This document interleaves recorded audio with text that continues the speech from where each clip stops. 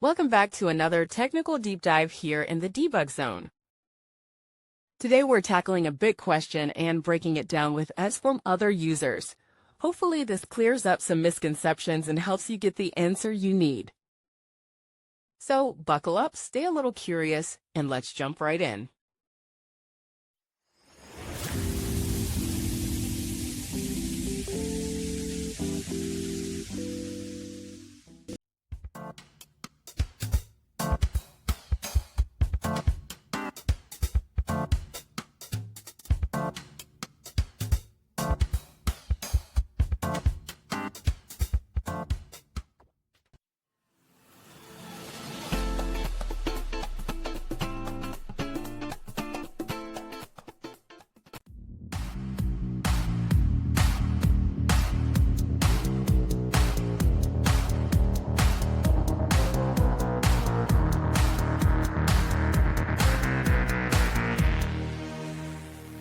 And that's a wrap.